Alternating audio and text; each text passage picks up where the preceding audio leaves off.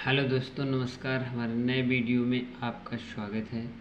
आज हम नवोदय विद्यालय सिलेबस 2026 के नए सिलेबस के बारे में चर्चा करेंगे कि क्या क्या नया सिलेबस है और किस प्रकार से बच्चे सही ढंग से अपने तैयारी कर सकते हैं, क्योंकि सिलेबस का जानना बहुत ज़रूरी होता है बच्चे के लिए। जो बच्चे नवोदय विद्यालय की तैयारी कर रहे हैं और उसका क्या पैटर्न है तैयारी करने का, क्या विधि है और कौन कौन से चैप्टर आते हैं और क्या क्या पूछा जाता है, तो आज इस वीडियो में हम सारा कुछ चर्चा करेंगे सिलेबस के ऊपर। क्योंकि बच्चों को जानकारी ना होने की वजह से कभी कभी क्या होता है, तैयारी किसी और चीज़ की करनी होती है लेकिन वो तैयारी किसी और चीज़ की कर देते हैं। तो इस वीडियो में हम सिलेबस के बारे में चर्चा करेंगे। आइए चलते हैं, देखते हैं क्या क्या नवोदय विद्यालय में सिलेबस होता है हमारा। जवाहर नवोदय विद्यालय में 3 फेज होते हैं, फर्स्ट भाग, सेकेंड भाग और थर्ड भाग। फर्स्ट भाग जो होता है हमारा, पहला भाग की चर्चा करेंगे। पहले भाग में होता है मानसिक योग्यता परीक्षण, ठीक है ना। तो यहाँ पर खंड 1 जो होता है वो मानसिक योग्यता परीक्षण का होता है, जिसमें 10 भाग होते हैं। 10 भाग होते हैं। सबसे पहला भाग होता है हमारा नवोदय विद्यालय की तैयारी में सबसे पहला भाग यहाँ पे होता है, आप देखेंगे कि असंगत को छांटना, ठीक है ना। असंगत को छांटना, देखो सबसे पहला भाग मानसिक परीक्षण में 10 भाग होते हैं और उसमें भी जो 10 भाग होते हैं वो मुख्य रूप से किस प्रकार से होते हैं। सबसे पहला होता है असंगत को छांटना। दूसरा होता है, देखो यहाँ पर आप देखेंगे तो सबसे पहले होता है असंगत को छांटना। 3-4 हर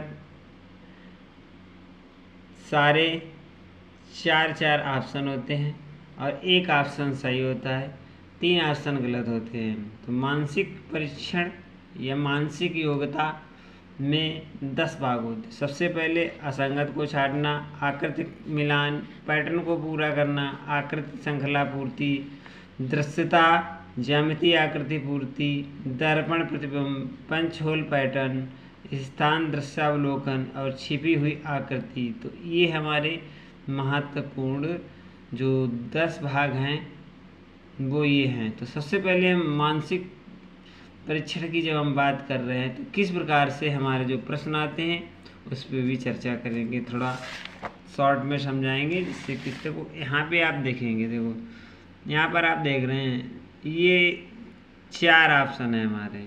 देखो ये ऑप्शन किसी ना किसी से समान है और ये असमान है, कुछ इस आकृति ये अलग बनी हुई है। तो इस प्रकार के जो हमारे प्रश्न होते हैं उन्हें हम कहते हैं असंगत को छांटना। दूसरा भाग होता है हमारा चित्र मिलान, जो भी हमने आपको बताया था। अब हमें देखना होता है इसमें कौन सा, इस पर हम चर्चा करें। जैसे कि इसका ये प्रश्न चित्र है और इसके 4 ये उत्तर चित्र दिए गए हैं, ठीक है ना। तो इसमें हमें छांटना होता है। क्या छांटना होता है कि इसके बराबर जैसी ये आकृति, इसमें कौन सी आकृति सेम है। तो ये हमारा दूसरा भाग होता है। तीसरे भाग में हम चर्चा करते हैं पैटर्न को पूरा करना। तो इस प्रकार के इसमें प्रश्न होते हैं। एक प्रश्न चित्र होता है, 4 उत्तर चित्र होते हैं, उसमें से एक भाग इसका कटा हुआ होता है। इस भाग को कौन सा हमारा ऑप्शन पूरा करता है तो वो इसमें होता है। तो ये तीसरा भाग। इसी प्रकार चौथा भाग, इसमें सीरीज होती है, इस सीरीज को पूरा करना होता है। 4 ऑप्शन है, 1 2 3 4, ये प्रश्न चित्र और इसका ये उत्तर चित्र 1 2 3 4। तो कौन सा उत्तर चित्र इस प्रश्न चित्र की सीरीज को पूरा कर देगा, तो इसमें ये होता है चौथे भाग में। इसी प्रकार हमारा जो 5वां भाग होता है उस पर हम थोड़ी चर्चा करेंगे शॉर्टली और समझेंगे कि सिलेबस बहुत ज़रूरी है।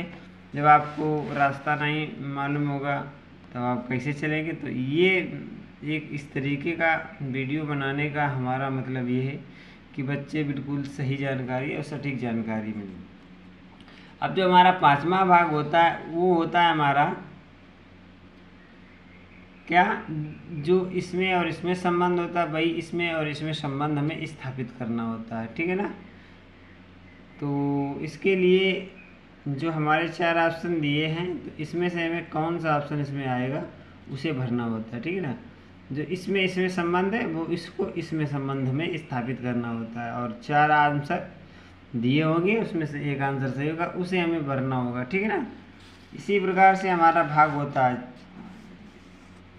छठे भाग में भी एक आकृति दी होती है और उसका एक भाग कटा हुआ होता है, उस भाग को हमें 4 ऑप्शनों में छांटना होता है, सही ऑप्शन को छांट के हमें लिखना होता है। तो ये हमारा होता है छठा भाग। इसी प्रकार हम 7वें भाग की चर्चा करेंगे। 7वें भाग होता है हमारा दर्पण।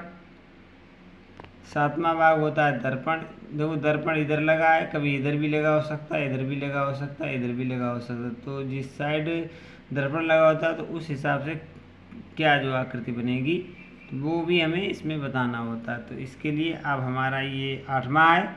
8वें में आप देख रहे हैं ये होता है पंच होल पैटर्न का, जिसमें ये जो हमारा कागज़ होता है पारदर्शी उसे मोड़ना होता है, मोड़ के कुछ आकृति काटनी होती है और फिर वो आकृति खोलने पर क्या बनेगी।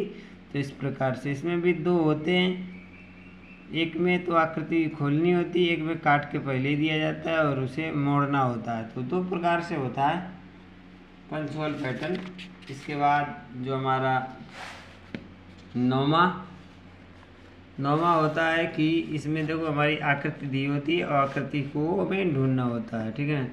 इस एक डब्बे में प्रश्न चित्र और वो एक और 4 उत्तर चित्र होते हैं। तो हमारे इसमें कितने 1 2 3 4 आकृतियाँ हैं, वो आकृतियाँ इस उत्तर चित्र में किस में बिल्कुल फिट बैठेंगी, तो वो हमें ढूंढना होता है। इसके बाद अंतिम भाग होता है हमारा अंतिम भाग। इसमें कुछ सिंबल्स दिए होते हैं, उनके आधार पर जो हमारा चित्र, उस चित्र को हमें ढूंढना होता है उस आकृति में, ठीक है ना। 4 ऑप्शन दिए होते हैं और एक ऑप्शन इसमें सही होता है जो कि क्वेश्चन के बराबर होता है। तो ये हमारे रहे मानसिक परीक्षण के 10 भाग। इसी प्रकार हमारा होता है मैथमेटिक्स। मैथमेटिक्स में हमारे किस प्रकार के प्रश्न होते हैं और उसमें कौन कौन से चैप्टर आते हैं। तो हमारा ये होता है टोटल 20 क्वेश्चन होते हैं और 25 अंक का होता है, ठीक है ना। तो 25 अंक का हमारा ये होता है, जिसमें कुछ प्रश्न या कुछ चैप्टर जो होते हैं वो महत्वपूर्ण क्या क्या चैप्टर पूछे जाते हैं। सबसे पहला होता है संख्या एवं संख्या पद्धति। दूसरा होता है पूर्ण संख्याओं पर 4 आधारभूत संक्रियाएँ। इसके बाद भिन्न और भिन्न पर आधारित मूलभूत संक्रियाएँ, गुणन, खंड, गुणज एवं उनके अनुप्रयोग, लघुत्तम समापवर्तय एवं महत्तम समापवर्तय। और कुल चैप्टर होते हैं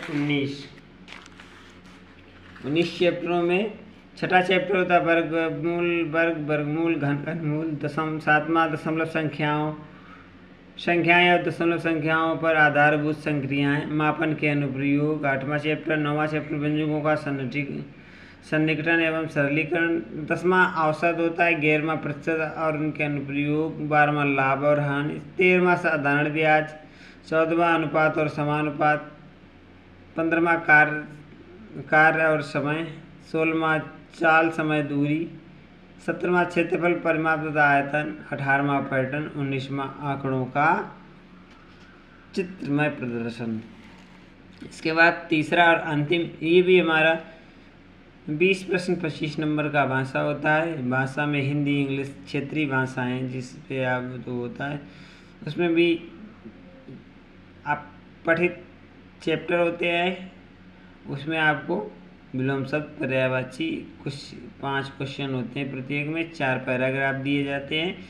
तो उन्हें हमें ढूंढना होता है और उसे पूरी तरीके से हमें पेपर करना। तो हमारा कहने का तात्पर्य है कि कुल हमारे जो नवोदय विद्यालय में प्रश्न जो पूछे जाते हैं हर वर्ष की तरह इस वर्ष भी, तो 2024 के या 25 के या 26 में जो क्या होगा, इसी प्रकार से हमारे खंड होते हैं 3।